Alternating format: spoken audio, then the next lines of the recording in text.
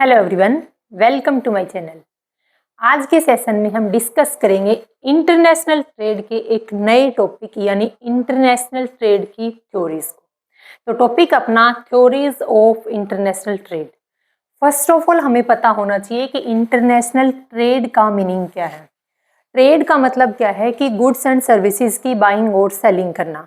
अगर यही goods and services की बाइंग और सेलिंग हम एक कंट्री की बाउंड्री से अक्रॉस कर रहे हैं, यानी मान लो इंडिया है और इंडिया की ज्योग्राफिकल बाउंड्री से बाहर हम गुड्स एंड सर्विसेज की बाइंग और सेलिंग कर रहे हैं, यानी इंपोर्ट और एक्सपोर्ट कर रहे हैं, तो उस ट्रेड को हम बोलते हैं इंटरनेशनल ट्रेड।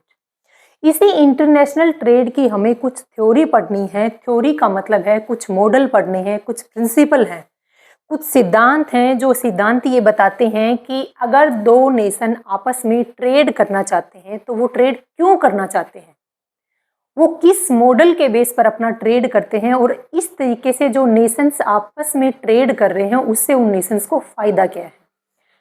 तो हम इन थ्योरीज में क्या पढ़ेंगे। थ्योरी ऑफ इंटरनेशनल ट्रेड का मतलब क्या है। ये थ्योरी वो इकोनॉमिक मॉडल हैं, वो इकोनॉमिक प्रिंसिपल्स हैं जो ये बताते हैं कि नेशंस आपस में ट्रेड क्यों करते हैं, और ये अगर मान लो ये ट्रेड कर रहे हैं तो इनके ट्रेड का पैटर्न क्या है, यानी ये किस मॉडल के बेस पर अपना ट्रेड करते हैं और इस ट्रेड से इनको क्या बेनिफिट होता है। तो इस थ्योरी में हमें ये सब कुछ पढ़ना है। तो इंटरनेशनल ट्रेड के लिए कम से कम 9 से 10 थ्योरी क्या है अभी तक प्रपाउंड की गई हैं। उन्हीं थ्योरी को हम वन बाय वन डिस्कस करेंगे। सबसे पहली थ्योरी है थ्योरी ऑफ मर्केंटिलिज्म। इस थ्योरी ऑफ मर्केंटिलिज्म के दो नाम और हैं। इस थ्योरी को हम थ्योरी ऑफ कोलबेरेटिज्म या फिर थ्योरी ऑफ कंपेरिजम भी बोलते हैं। ये तीनों नाम ध्यान रखने हैं, theory of mercantilism, theory of colbertism और थ्योरी ऑफ कंपेरिजम। ये इसी थ्योरी के नाम हैं। अब ये थ्योरी क्या बोलती है। इस थ्योरी के अकॉर्डिंग अगर दो कंट्री आपस में ट्रेड कर रही हैं तो दोनों कंट्री क्या चाहती हैं कि हमारा ट्रेड मैक्सिमम हो, यानी हमारा मेन एम क्या रहता है। इस थ्योरी के अकॉर्डिंग हर नेशंस का मेन एम रहता है कि कैसे भी करके गोल्ड के रिजर्व को बढ़ाना है। ऐसा क्यों है। ये थ्योरी काफ़ी पुरानी है। काफ़ी पुरानी का मतलब कम से कम 200 से 300 साल पुरानी ये थ्योरी है। तो 200 से 300 साल पहले करेंसी इतना नहीं होता था। पहले सिस्टम जो भी चलता था, ट्रेड होता था गोल्ड के अंदर।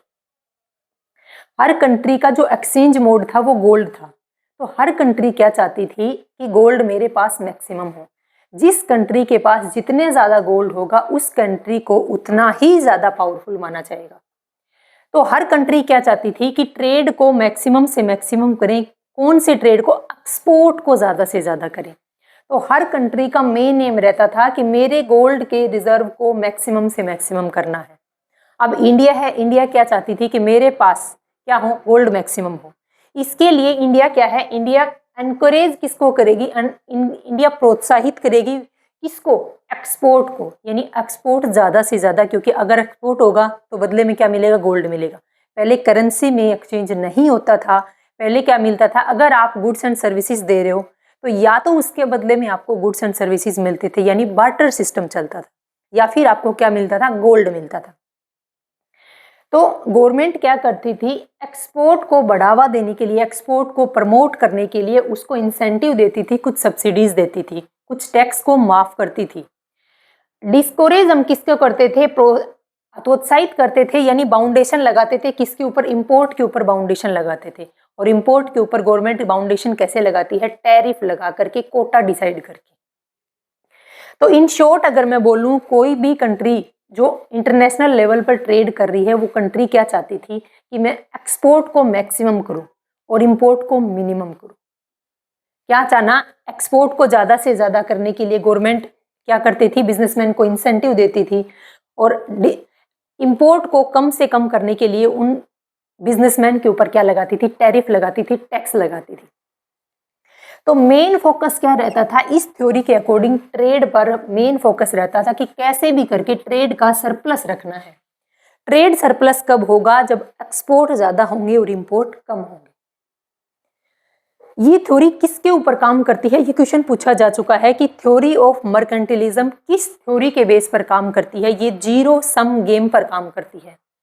गेम तो किया लेकिन उसका सम क्या निकला, जीरो निकला। कैसे, ये थ्योरी क्या बोलती है, जीरो सम गेम थ्योरी बोलती है कि दो पर्सन ट्रेड कर रहे हैं, ए और बी, एक ए कंट्री है और एक बी कंट्री है, दोनों कंट्री में से किसी को भी फायदा नहीं हुआ। कैसे, देखो मान लो इंडिया एक्सपोर्ट कर रही है तो इंडिया को क्या हुआ, फायदा हुआ।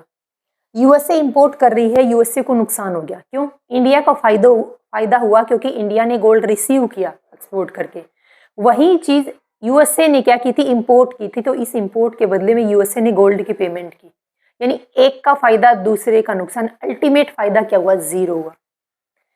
इंडिया का फायदा हुआ, यूएसए का नुकसान हुआ, अल्टीमेट रिजल्ट क्या निकला, अल्टीमेट रिजल्ट निकला जीरो। तो थ्योरी ऑफ मर्केंटिलिज्म किस बेस पर काम करती है, थ्योरी सम, जीरो सम गेम थ्योरी पर काम करती है। तो अगर मैं पूरी स्लाइड को वन लाइन में बताऊं तो पहली थ्योरी है इंटरनेशनल ट्रेड की, थ्योरी ऑफ मर्केंटिलिज्म, जो बोलती है कि ज्यादा एक्सपोर्ट को ज़्यादा से ज़्यादा करना है और इंपोर्ट को कम से कम करना है। ऐसा क्यों करना है, क्योंकि हमें गोल्ड के रिजर्व अपने पास मैक्सिमम रखने हैं, यानी हमें क्या रखना होगा, ट्रेड सरप्लस रखना होगा, इंपोर्ट ज़्यादा और एक्सपोर्ट कम रखना होगा। और ये थ्योरी किसके ऊपर काम करती है, जीरो सम गेम थ्योरी के बेस पर काम करती है।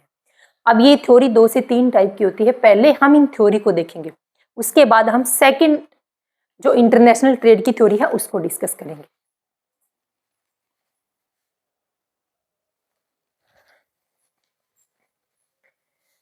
अब हम सबसे पहले 3 थ्योरी देखते हैं।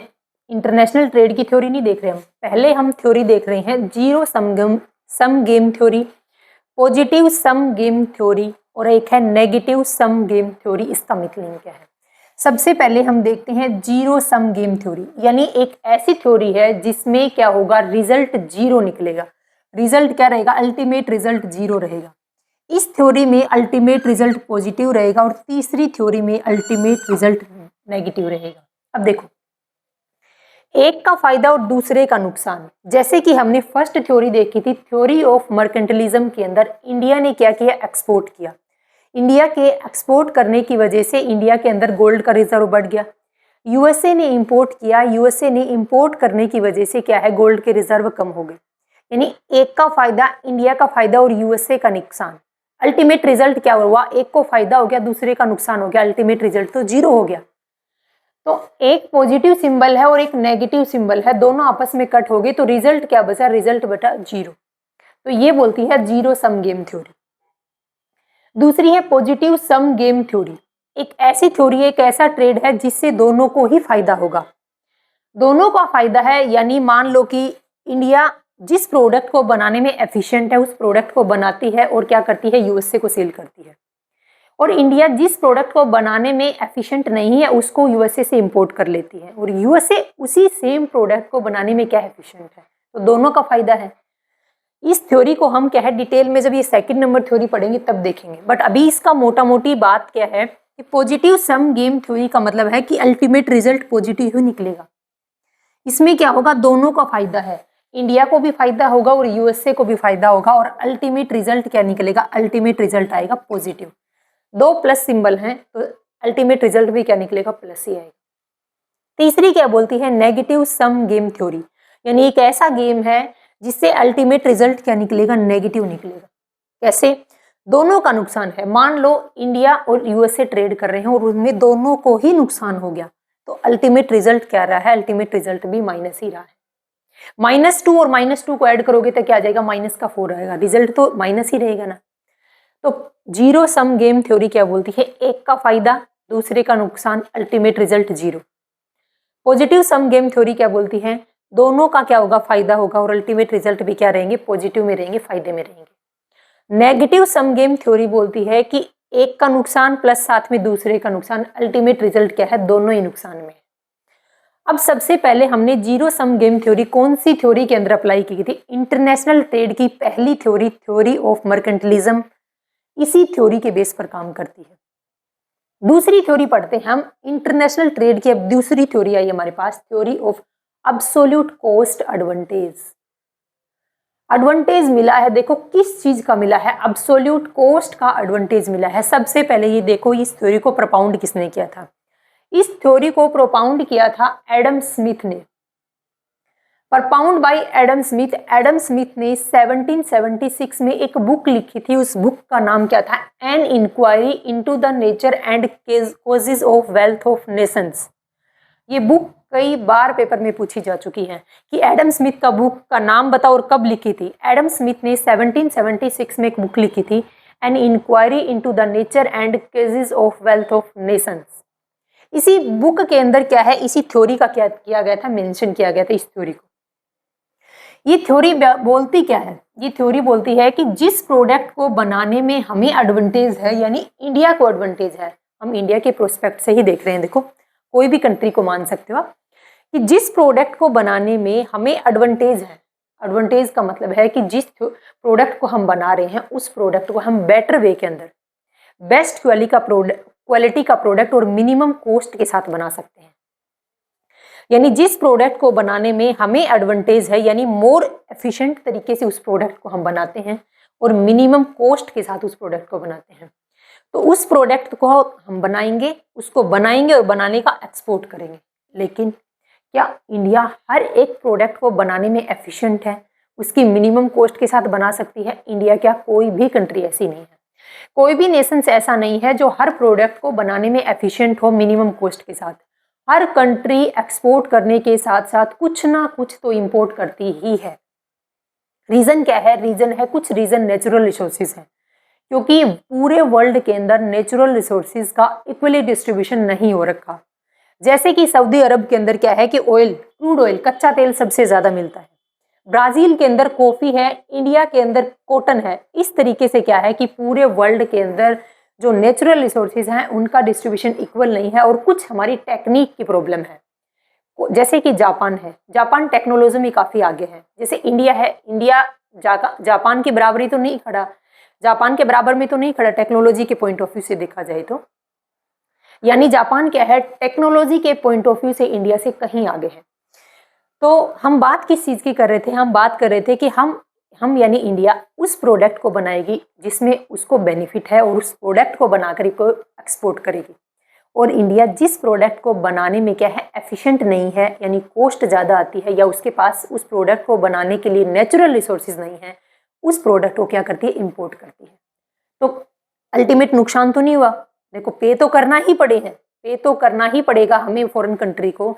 लेकिन अगर मान लो हम एक ऐसे प्रोडक्ट से पंगा ले बैठे बनाने के लिए, ना तो हमारे पास उस प्रोडक्ट को बनाने की टेक्नोलॉजी है, ना ही क्रूड ऑयल ना ही कि हमारे पास रॉ मटेरियल है, अब उसको बनाने में तो काफ़ी कॉस्ट आई है। इससे इंडिया क्या करती है, एक कंट्री, मान लो हम एग्जांपल देते हैं, देखो एग्जांपल से ज़्यादा बेस्ट वे में समझ आएगा। यहाँ से देखो एग्जांपल लिया जैसे कॉटन, इंडिया और ब्राज़ील के बीच में ट्रेड होता है, ब्राज़ील के अंदर कॉफ़ी ज़्यादा होती है और इंडिया के अंदर कॉटन यानी कपास ज़्यादा होती है। तो ब्राज़ील और इंडिया ने क्या किया, एक कॉन्ट्रैक्ट किया। ब्राज़ील ने बोला कि मेरे पास कॉफ़ी सफिशिएंट है, मैं कॉफ़ी बेटर वे के अंदर प्रोड्यूस कर सकती हूँ, मैं कॉफ़ी का आपको क्या कर दूंगी, आपको मतलब इंडिया को क्या करूँगी, एक्सपोर्ट कर दूंगी। इंडिया वालों ने बोला हमारी कंट्री के अंदर क्या है कि कॉटन क्या है, सफिशिएंट मात्रा में हम प्रोड्यूस कर सकते हैं, तो हम आपको कॉटन का एक्सपोर्ट करेंगे। इंडिया, ये है इंडिया, इंडिया क्या कर रही है, इंडिया कॉटन का प्रोड्यूस कर करके, कॉटन का प्रोडक्शन करके क्या कर रही है, ब्राज़ील को एक्सपोर्ट कर रही है। और इंडिया कॉटन को बनाने में क्या है, एफिशिएंट है एकदम, उसके पास साधन अच्छे हैं। दूसरी तरफ ब्राज़ील है, ब्राज़ील के पास कॉफ़ी बनाने के जो टेक्निक है, जो संसाधन है वो काफ़ी अच्छे हैं। एक तरफ इंडिया कपास का उत्पादन करके ब्राज़ील बेचती है, दूसरी तरफ ब्राज़ील से क्या आता है, कॉफ़ी आती है। तो दोनों ने क्या किया, अपने अपने जो बेस्ट एफिशिएंट था वो लगाया और अपना इंपोर्ट और एक्सपोर्ट किया। तो theory of absolute cost advantage theory ये बोलती है कि आप उस प्रोडक्ट को बनाओ और एक्सपोर्ट करो जिसमें आप एफिशिएंट हो, और आप उस प्रोडक्ट को इंपोर्ट कर लो जिसमें आप एफिशिएंट नहीं हो। जैसे हमने ब्राज़ील से कॉफ़ी मंगवा ली और हमने ब्राज़ील को क्या दे दिया, कॉटन दे दिया, यानी हमारे इंपोर्ट और एक्सपोर्ट दोनों हो गए।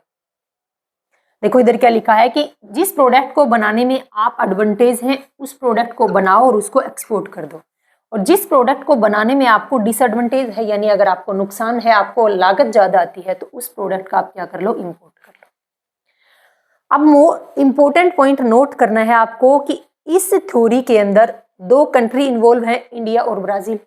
तो दो कंट्री, दो कमोडिटी, एक कमोडिटी क्या है कॉटन और दूसरी कमोडिटी क्या है कॉफी, और प्लस एक फैक्टर यानी हम लेबर को मान के चल रहे हैं।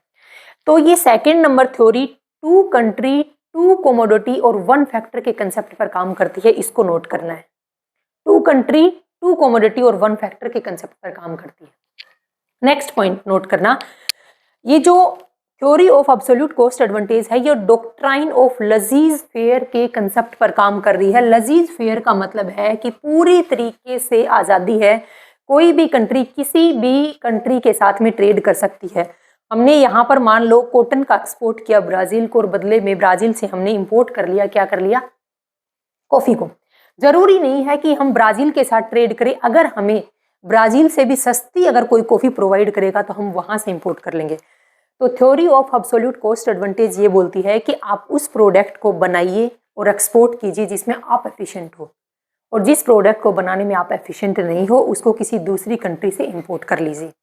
इस थ्योरी का मेंशन एडम स्मिथ ने किया था, यानी एडम स्मिथ ने इस थ्योरी को प्रपाउंड किया था। 1776 में उनकी एक बुक आई थी, an inquiry into the nature and causes of wealth of nations, में इस थ्योरी का जिक्र किया गया था। और ये theory two commodity, two country और वन फैक्टर के कंसेप्ट पर काम करती है, और लजीज फेयर के कंसेप्ट पर ये क्या है, डिपेंड है। अब हम देखते हैं थर्ड थ्योरी। अब तक हमने इंटरनेशनल ट्रेड की दो थ्योरी डिस्कस की। पहली थ्योरी है थ्योरी ऑफ मर्केंटलिज्म। पहली थ्योरी बोलती है कि प्रोडक्शन करो दबादब, जितना ज़्यादा एक्सपोर्ट कर सकते हो उतना ही ज़्यादा एक्सपोर्ट करो और इंपोर्ट को कम से कम करो। यानी पहली थ्योरी ऑफ मर्केंटलिज्म बोलती है कि एक्सपोर्ट को ज़्यादा करना है और इंपोर्ट को कम करना है। रीज़न क्या था, कि रीज़न है कि हमें गोल्ड के रिजर्व को बढ़ाना है। सेकंड थ्योरी बोलती है theory of absolute cost advantage. ये थ्योरी बोलती है कि आप उस प्रोडक्ट को बनाइए और उसको प्रोडक्ट को बनाकर एक्सपोर्ट करिए जिस प्रोडक्ट को बनाने में आप एफिशिएंट हैं, और जिस प्रोडक्ट को बनाने में आप एफिशिएंट नहीं हैं उस प्रोडक्ट को दूसरी कंट्री से इंपोर्ट कर लीजिए। अब हम देखते हैं थर्ड थ्योरी।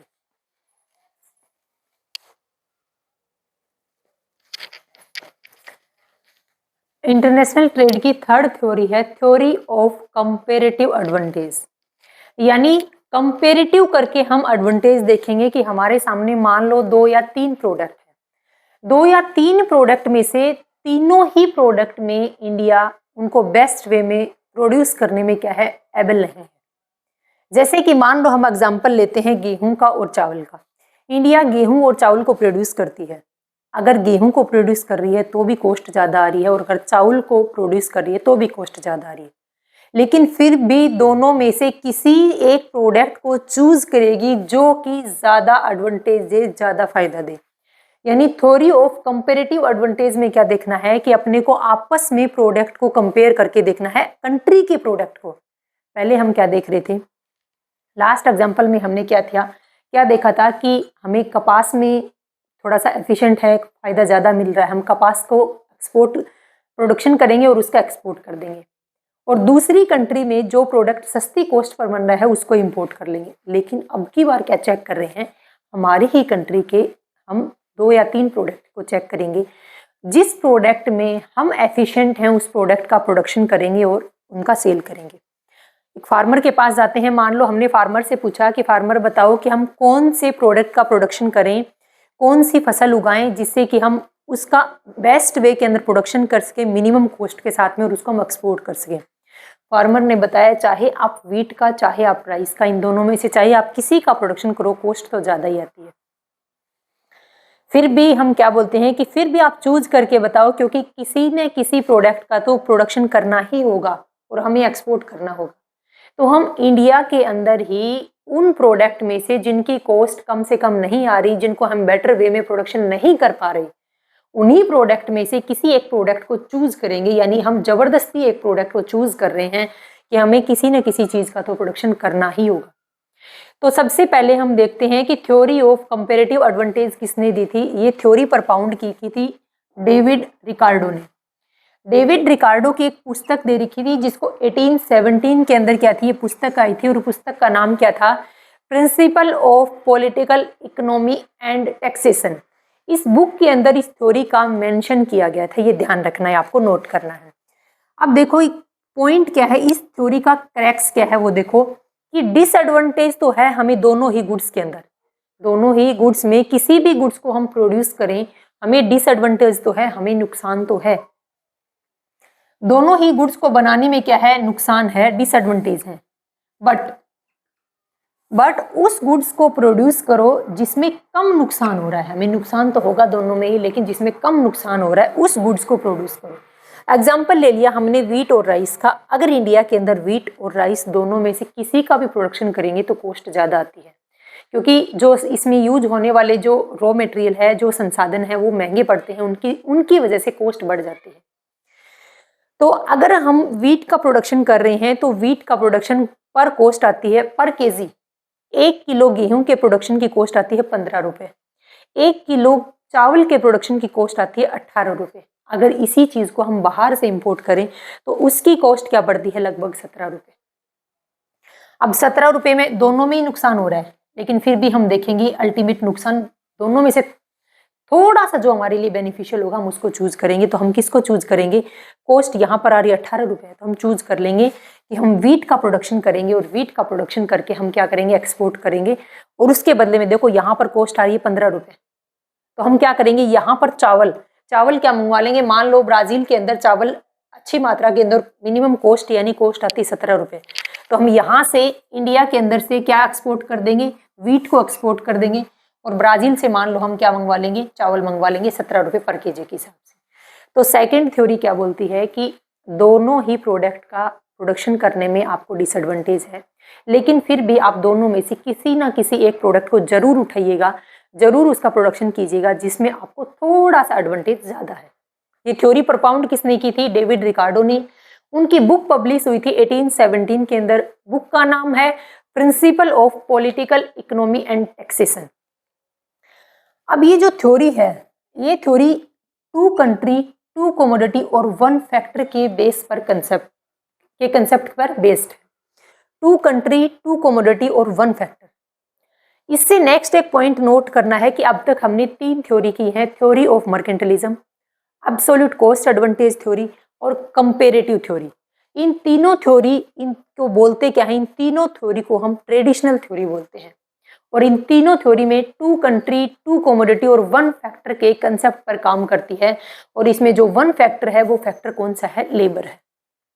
तो हमने 3 थ्योरी की, 3 थ्योरी को आप एक बार रिवाइज करें। अब देखो आगे,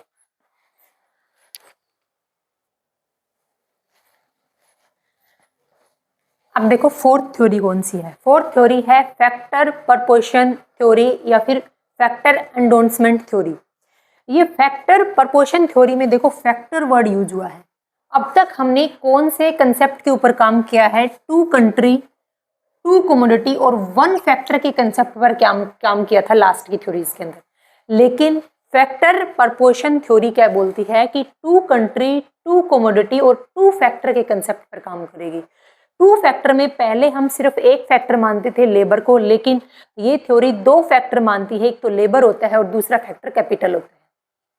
यानी कोई कंट्री तो ऐसी होती है जिसके पास लेबर सफिशिएंट है, कोई कंट्री ऐसी है जिसके पास लेबर तो कम है लेकिन उसके पास कैपिटल सफिशिएंट मात्रा में है।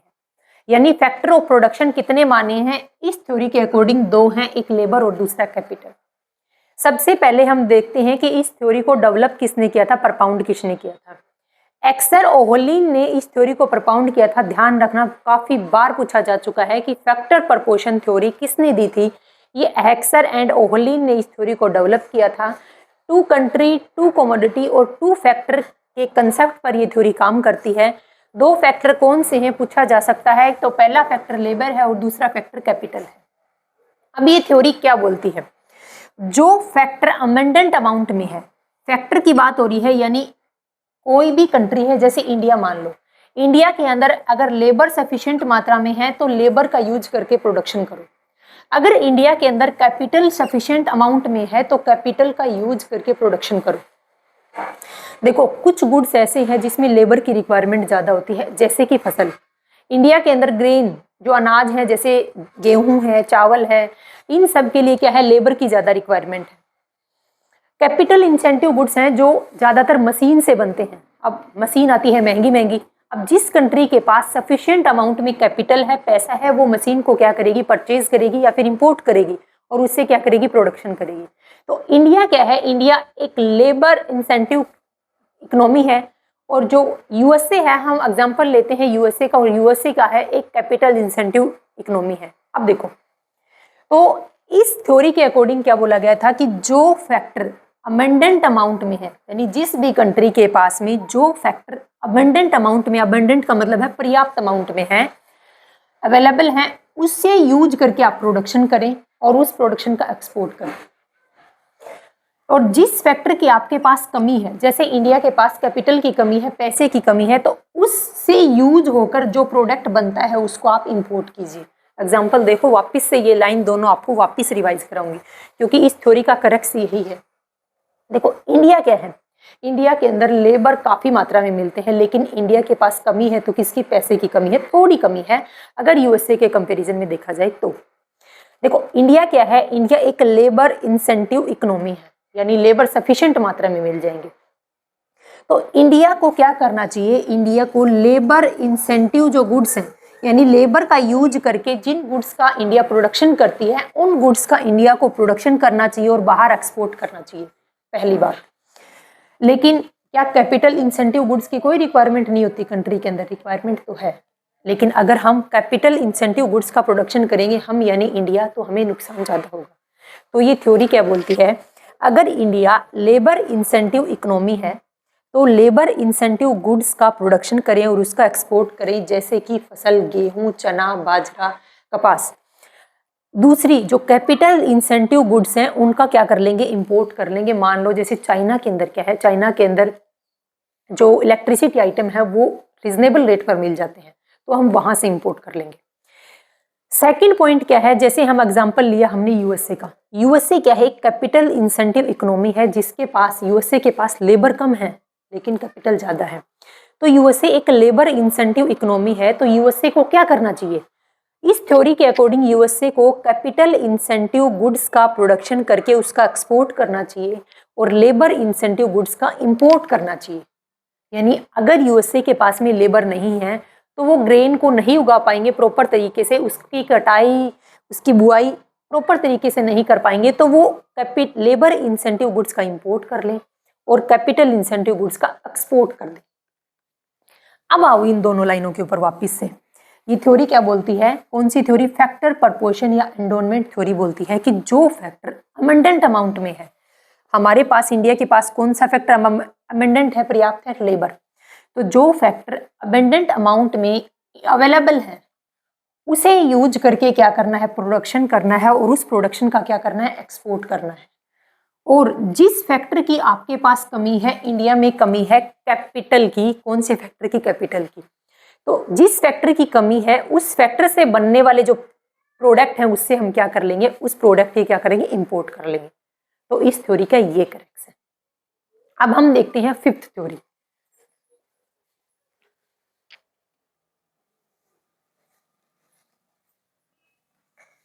नेक्स्ट थ्योरी है लियोनटिफ पैराडॉक्स। पैराडॉक्स का मतलब है विरोधाभास, यानी एक दूसरे के ओपोजिट। अगर एक लेफ्ट में है तो दूसरी चीज राइट में है, तो ये ध्यान रखना। लियोनटिफ पैराडॉक्स, ये थ्योरी किसने दी थी, ये थ्योरी डेवलप की थी वेस्ली लियोनटिफ ने। ये थ्योरी जो इससे लास्ट हम fourth theory factor proportion theory थी, उस थ्योरी का एकदम ओपोजिट है।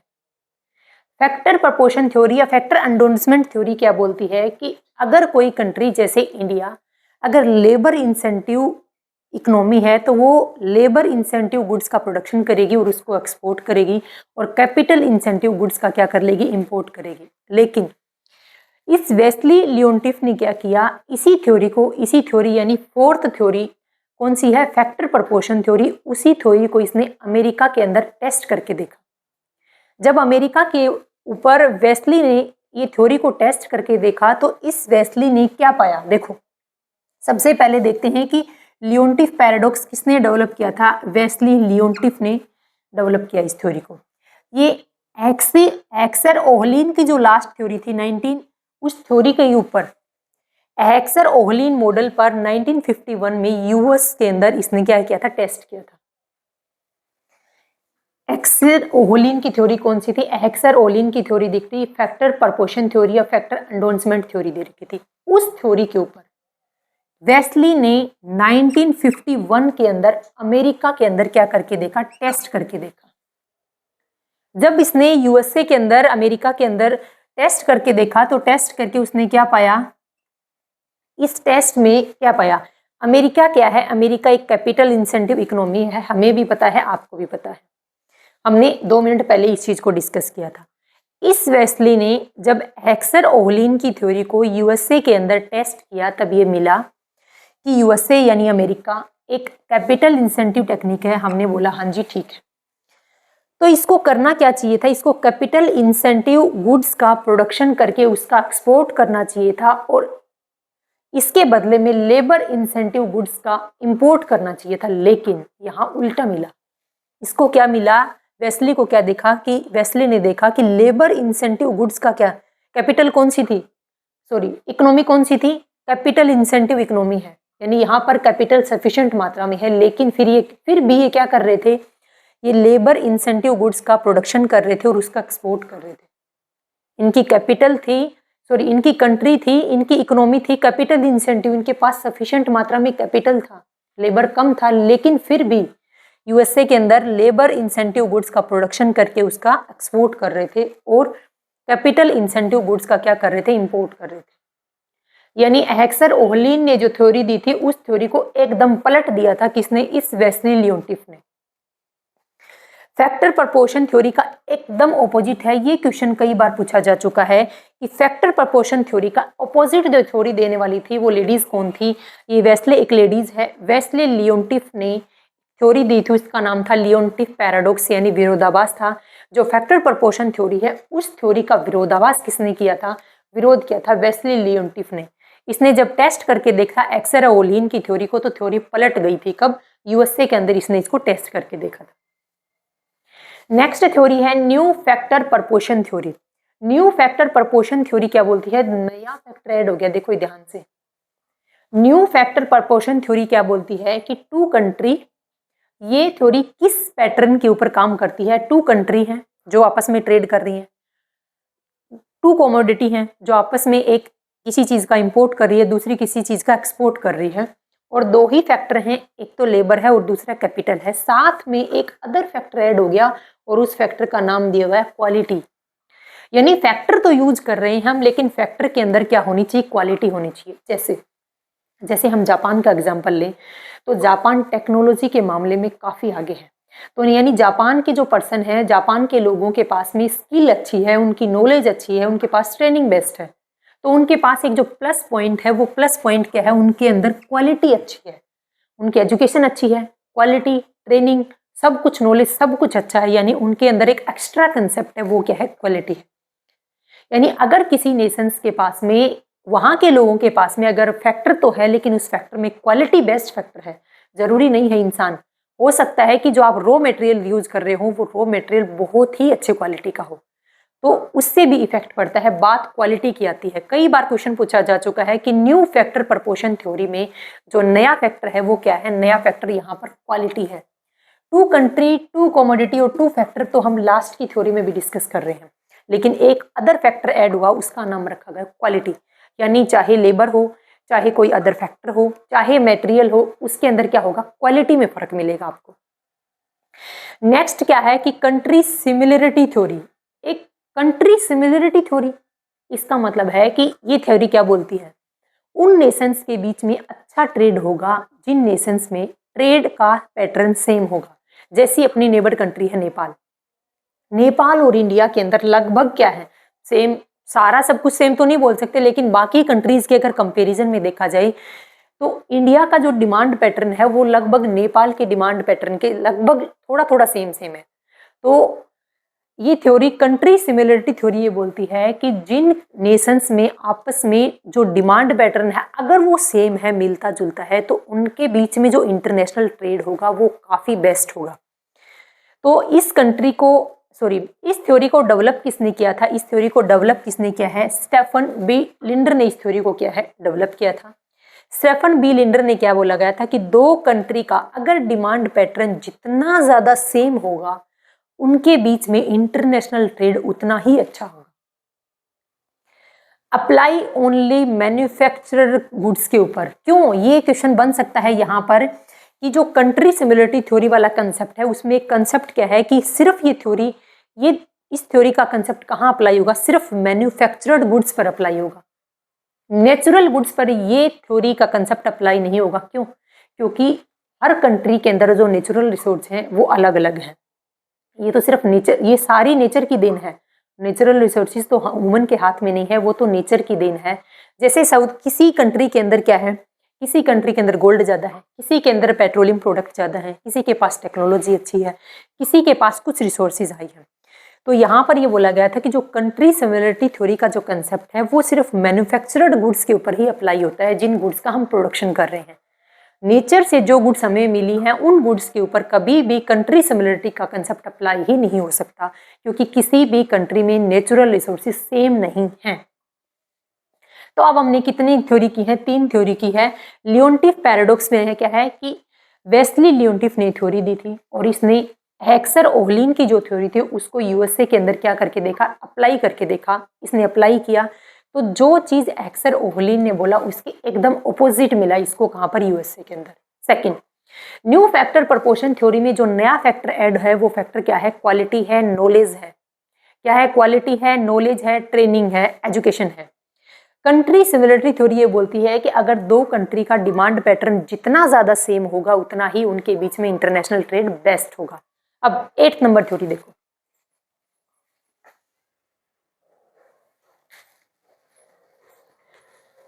देखो नेक्स्ट 8 थ्योरी कौन सी है? The new trade theory. New trade theory के अंदर सबसे पहले हम देखते हैं कि इस थ्योरी को डेवलप किसने किया था? पॉल क्रूगमैन ने इस थ्योरी को डेवलप किया था। जो कंट्री इंटरनेशनल ट्रेड में डील करेगी उसे इकोनॉमिक ऑफ स्केल मिलना शुरू हो जाएगा। कहने का मतलब क्या है? देखो, अगर मान लो सिर्फ इंडिया के अंदर क्या है, एक कंपनी एस्टेब्लिश थी, वो कंपनी क्या करती थी? प्रोडक्ट बनाती थी और इंडिया के अंदर सेल करती थी। तो उस कंपनी के पास में ऐसी मशीन थे, ऐसे एफिशिएंट लेबर थे, ऐसे बेस्ट स्किल के लेबर थे कि वो जितनी यूनिट का प्रोडक्शन करते थे इंडिया के अंदर उतनी यूनिट सेल ही नहीं हो पाती थी। या फिर एक ही मशीन एक दिन के अंदर मान लो 10,000 यूनिट बना सकती है, लेकिन इंडिया के अंदर सिर्फ डिमांड है 5,000 यूनिट की। तो मशीन फालतू में फ्री रही है, आधे टाइम मशीन फ्री रही है, क्योंकि 5,000 यूनिट तो आधे दिन के अंदर बन चुकी है। बाकी के आधे टाइम मशीन फ्री रही, लेबर भी फ्री रही। अब फायदा क्या? अगर लेबर को और अगर मशीन को, यानी अगर फैक्टर को, रिसोर्सिस को बेस्ट वे के अंदर यूटिलाइज करना है, तो हम अगर नेशंस के बाहर इंटरनेशनल लेवल पर ट्रेड करें तो वो ज़्यादा बेस्ट होगा। तो न्यू ट्रेड थ्योरी क्या बोलती है कि सबसे पहले इस थ्योरी को डेवलप किया था पॉल क्रूगमैन ने। इन्होंने क्या बोला कि जो कंट्री इंटरनेशनल लेवल पर डील करेगी यानी ट्रेड करेगी उसे इकोनॉमिक ऑफ स्केल रिसीव होना शुरू हो जाएगा। इकोनॉमिक ऑफ स्केल का मतलब है कि उसको जो सफिशिएंट मात्रा में रिसोर्सेज का यूज नहीं हो रहा उनका यूज होना शुरू होगा, उनकी इनकम बढ़ेगी, उनको और अदर बेनिफिट मिलेंगे। लार्ज स्केल पर प्रोडक्शन स्टार्ट हो जाएगा। मशीन क्या है? हाफ टाइम में 5,000 यूनिट का प्रोडक्शन करती थी, हाफ टाइम और 5,000 यूनिट का प्रोडक्शन कर सकती है। लेबर क्या है? आधे दिन काम करके बैठे रहते थे, आधे दिन फ्री, तो वो उनका एफिशिएंट तरीके से उनकी जो स्किल है उनका बेटर वे में यूज होगा। तो लार्ज स्केल पर प्रोडक्शन होगा। स्पेशलाइजेशन का मतलब है कि एक काम को अगर बार बार करेंगे तो लेबर क्या हो जाएंगे? एफिशिएंट हो जाएंगे। साथ में ध्यान रखना कि जैसे जैसे प्रोडक्शन का लेवल बढ़ता जाएगा पर यूनिट फिक्स कॉस्ट क्या होती जाएगी? कम होती चली जाएगी। इकोनॉमिक स्केल रिसीव होंगे। इकोनॉमिक स्केल क्या होते हैं कि कुछ economic scale internal economic scale होते हैं और कुछ एक्सटर्नल इकोनॉमिक स्केल होते हैं। जैसे कि देखेंगे हम बाद में, पहले देखते हैं कि इंटरनल इकोनॉमिक स्केल का मतलब है कि किसी एक स्पेसिफिक फर्म को, पूरी इंडस्ट्री में से किसी एक स्पेसिफिक फर्म को उनका वो बेनिफिट मिलेगा। एक्सटर्नल इकोनॉमिक स्केल का मतलब है कि फायदा तो मिल रहा है लेकिन पूरी इंडस्ट्री को मिल रहा है। मान लो जैसे कि ट्रांसपोर्ट का हम एग्जांपल लें, हमने एक ऐसी जगह कंपनी एस्टेब्लिश कर रखी है जहां पर ट्रांसपोर्ट का आना जाना लगा रहता है, यानी एक्स्ट्रा एफिशिएंट लगाने की जरूरत नहीं है। तो वो फायदा क्या सिर्फ एक अकेली फर्म को मिलेगा? पूरी इंडस्ट्री एक ऐसी जगह हमने लगा ली तो पूरा फायदा सभी को मिलेगा। लेकिन उसी में से मान लो कोई ऐसा प्रोडक्ट मंगवा रहे हैं जो किसी एक स्पेसिफिक फर्म ही उस चीज का प्रोडक्शन करती है, तो सिर्फ उस फर्म को फायदा मिले। तो कहने का मतलब है कि द न्यू ट्रेड थ्योरी क्या बोलती है कि अगर हम लार्ज स्केल पर प्रोडक्शन करेंगे तो हमें क्या है, पर यूनिट कॉस्ट कम होगी, हमें उस प्रोडक्ट को बनाने में स्पेशलाइजेशन होगा और उस प्रोडक्ट का प्रोडक्शन करके हम दूसरी कंट्री के साथ में ट्रेड करेंगे। तो ये बोलती है the new trade theory. New trade theory के अंदर जो याद रखने की बात है, एक तो ये दी किसने थी, दूसरा न्यू ट्रेड थ्योरी के अंदर जिक्र हुआ है इकोनॉमिक स्केल का, जितने ज़्यादा लेवल पर हम प्रोडक्शन करेंगे उतना ही पर यूनिट कॉस्ट कम होती जाएगी और हमें इकोनॉमी को क्या मिलेगा, फायदा मिलेगा, बेनिफिट मिलेंगे। नेक्स्ट है international product life cycle theory. अब प्रोडक्ट लाइफ साइकिल सबको पता है, मान लो ये मार्कर है, इस मार्कर की भी एक लाइफ है, इस मार्कर की लाइफ है। आप बोलोगे इसमें कौन सी, ये क्या लाइवलीहुड है, मतलब ये क्या, इसमें क्या सांसें थोड़ी चल रही है कि इसकी भी एक लाइफ है। देखो, जब इस मार्कर को कंपनी ने बनाया तो इस मार्कर से पूरी पब्लिक अनजान थी। तो सबसे पहले इस मार्कर की जो स्टेज आई वो सबसे पहले क्या थी, सबसे पहले यहाँ पर था ग्रोथ, मैच्योरिटी, सबसे पहले इंट्रोडक्शन, सबसे पहले पब्लिक को इंट्रोड्यूस करवाया कि हमारी कंपनी ने एक मार्कर लॉन्च किया, सबसे पहले इंट्रोडक्शन, फिर है मैच्योरिटी, इंट्रोडक्शन के बाद है ग्रोथ, और फिर है मैच्योरिटी, और फिर है डिक्लाइन। इंट्रोडक्शन स्टेज पर ये मार्कर पब्लिक को अवेयर करवाया गया, पब्लिक से इंट्रोड्यूस करवाया कि हमारी कंपनी ने एक नए मार्कर को लॉन्च किया। अगर पब्लिक को लगा कि ये मार्कर बेस्ट है और एफिशिएंट प्राइस पर मिल रहा है, सही कॉस्ट पर सही प्राइस पर मिल रहा है, तो ग्रोथ हो रही है, यानी प्रोडक्ट की सेल बढ़ रही है। एक लेवल ऐसा आएगा कि इसकी जो सेल हो जाएगी वो मैक्सिमम हो जाएगी, यानी ग्रोथ से इंट्रोडक्शन से ग्रोथ से मैच्योरिटी पर पहुंच गई और मैच्योरिटी से डिक्लाइन पर कब जाएंगे, जब किसी का कोई कॉम्पिटिटर इसी प्रोडक्ट को इससे भी बेस्ट क्वालिटी में और इससे भी कम प्राइस पर दे देगा, तो ये प्रोडक्ट की जो सेलिंग है वो क्या हो जाएगी, डिक्लाइन हो जाएगी, घट जाएगी। तो international product life cycle theory, सबसे पहले देखते हैं कि इस थ्योरी को डेवलप किसने किया था। वर्नन रेमोंड ने इस थ्योरी को डेवलप किया था। वर्नन रेमोंड ने क्या बोला गया था कि इस थ्योरी को दो पार्ट में क्लासिफाई किया गया। पहला था एक्सपोर्टर बिकॉम इंपोर्टर, कि एक्सपोर्टर इंपोर्टर बन जाएगा, और दूसरा क्या है, मार्केट शिफ्ट हो जाएगा। मान लो कि ये मार्कर था, जैसे कि ये मार्कर स्टार्टिंग में जब इंट्रोडक्शन से ग्रोथ मैच्योरिटी पर आया, यानी इसका जब कोई कॉम्पिटिटर नहीं था, लेकिन मान लो कि अगर कॉम्पिटिटर था तो भी इसके बराबर नहीं, उसमें क्वालिटी नहीं थी। तो जब ये मार्कर की सेल यहाँ से यहाँ गई और यहाँ से यहाँ गई, और एक फेज आया कि यहाँ से अब इसकी मार्कर की सेल घटना शुरू हो गई, तो हमने क्या सोचा, इंडिया ने सोचा कि ये मार्कर पहले इंट्रोडक्शन से ग्रोथ मैच्योरिटी और डिक्लाइन की स्टेज पर पहुंच गया, यानी अब ये प्रोडक्ट मार्केट से बाहर होने वाला है। तो इंडिया ने क्या किया, इंडिया ने जो लिस्ट डेवलप्ड कंट्री हैं, जैसे जो गरीब देश हैं, जैसे पाकिस्तान, जैसे जो गरीब देश हैं जिनकी इकोनॉमी थोड़ी ठीक ठाक है, जैसे बांग्लादेश, मान लो आप पाकिस्तान को छोड़ो, बांग्लादेश क्या है, एक अंडर डेवलप्ड कंट्री है, तो बांग्लादेश ज़्यादा डेवलप कंट्री नहीं है। तो हमने क्या किया, इस मार्कर को कहाँ शिफ्ट कर दिया, इस मार्कर को हमने लिस्ट डेवलप्ड कंट्री के अंदर सेल करना शुरू कर दिया। तो क्या किया, एक्सपोर्टर बिकॉम इंपोर्टर होते हैं। तो पहले हमने क्या किया था, इसी बांग्लादेश से इसी प्रोडक्ट को बनाने के लिए हमने रॉ मटेरियल परचेज किया था, और आज हम क्या कर रहे हैं, उसी बांग्लादेश के अंदर ये प्रोडक्ट हमने बोला कि बांग्लादेश, हमने तो बांग्लादेश को थोड़ी बताएंगे कि हमने इस मार्केट को हमने इस प्रोडक्ट को इंडिया की मार्केट में खूब सेल कर लिया, अब ये इंडिया में नहीं टिकेगा, तब हम तुम्हारे पास बेच रहे हैं, नहीं। एक्सपोर्टर कौन था, एक्सपोर्टर हमने बांग्लादेश से इस प्रोडक्ट को बनाने के लिए, मान लो प्रोडक्ट जो रॉ मटेरियल था उसको परचेज किया, कॉस्ट प्राइस सबसे कम कॉस्ट प्राइस पर, और उसके बाद वही बांग्लादेश इसका इंपोर्टर बन जाएगा।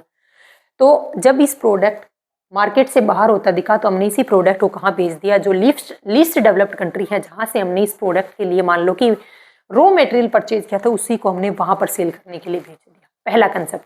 दूसरा कंसेप्ट, ये थ्योरी क्या बोलती है कि हो सकता है हम क्या कर दें, मार्केट को शिफ्ट कर दें, यानी इंडिया के अंदर ये प्रोडक्ट क्या था, सेल हो रहा था, और हमने क्या सोचा कि क्यों न इंडिया के साथ साथ हम इसकी मार्केट को नेपाल में भी बना लें, क्यों ना हम इस मार्केट की सप्लाई क्या करें, नेपाल में भी करें।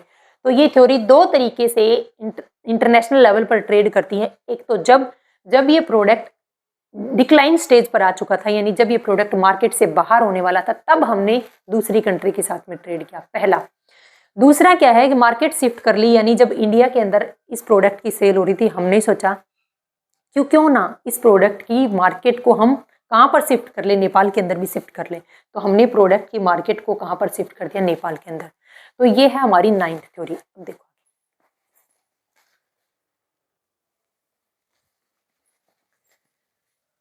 अब 10th थ्योरी को देखो, 10वीं थ्योरी क्या बोलती है कि थ्योरी ऑफ कॉम्पिटिटिव एडवांटेज।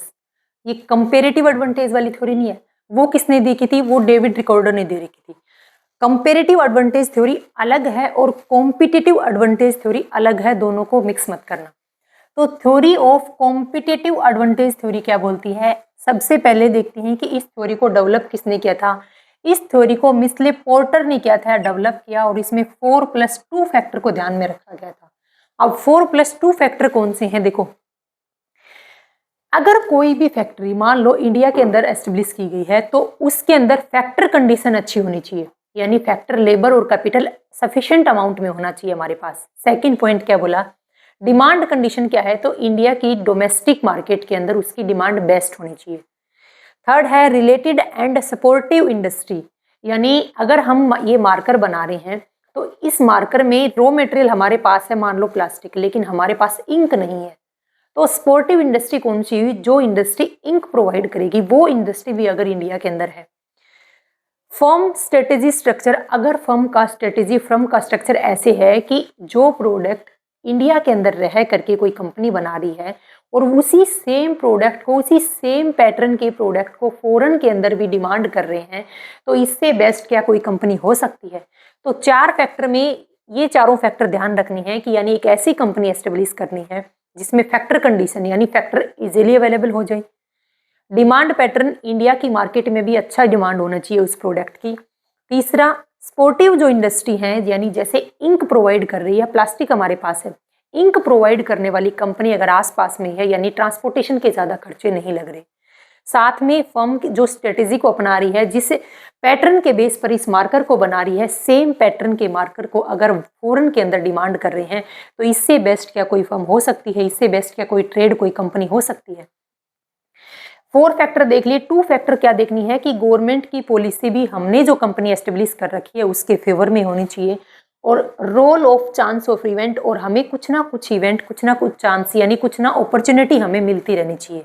यानी अगर कोई इस तरीके की कंपनी 4+2 दोनों, चारों तो ये फैक्टर प्लस ये दोनों फैक्टर अगर उसके फेवर में है, अगर वो कंपनी ट्रेड कर रही है, तो इंटरनेशनल लेवल पर ट्रेड करने में उससे बेस्ट कोई कंपनी हो ही नहीं सकती, यानी उसका कंपटीशन कोई फर्म कर ही नहीं पाएगा। क्यों?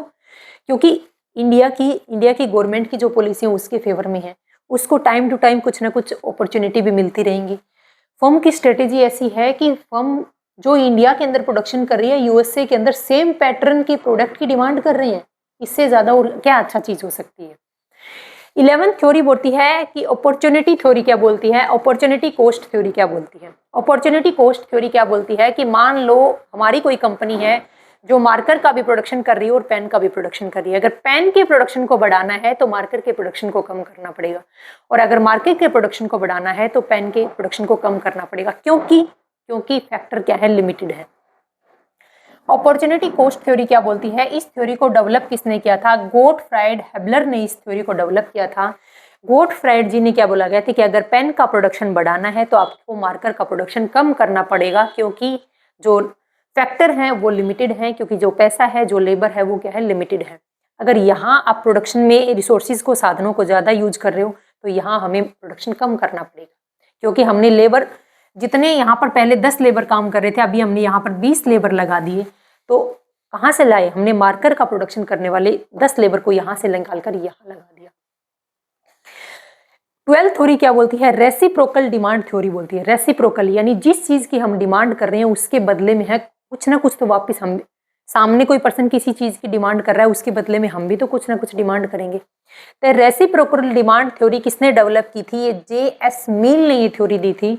और इस थ्योरी में क्या बोला गया था कि अगर आप पेन की 20 क्वांटिटी के बदले हम पेंसिल की 25 क्वांटिटी की क्या कर रहे हैं, डिमांड कर रहे हैं, तो रेसिप्रोकल डिमांड थ्योरी बोलती है कि मान लो यूएसए से हम 20 पेंसिल की डिमांड कर रहे हैं, तो उसके बदले में मान लो हमें 25 मार्कर की, 25 पेंसिल की ऑपोजिट डिमांड हो रही है। यानी इंपोर्ट और एक्सपोर्ट, अगर हम इंपोर्ट करते हैं 20 पेन का, तो हमें एक्सपोर्ट करना पड़ेगा किस बदले में, 25 किसका, पेंसिल का। तो रेसिप्रोकल थ्योरी में इतना ध्यान रखना है कि रेसिप्रोकल थ्योरी किसने दी थी, J.S. मील ने दी थी। अपॉर्चुनिटी जो कॉस्ट थ्योरी थी वो दी थी किसने, डेवलप गोटफ्राइड हेबलर ने दी थी।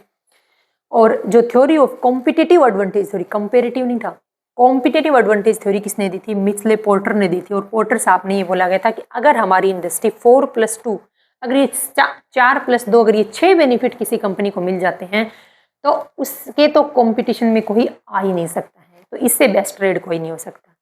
तो इस वीडियो में आज हमने डिस्कस किया है कि इंटरनेशनल लेवल पर ट्रेड करने की कुछ थ्योरी हैं, कुछ प्रिंसिपल हैं, कुछ सिद्धांत हैं, उनको हमने डिटेल में डिस्कस किया है। This topic is finish and thank you.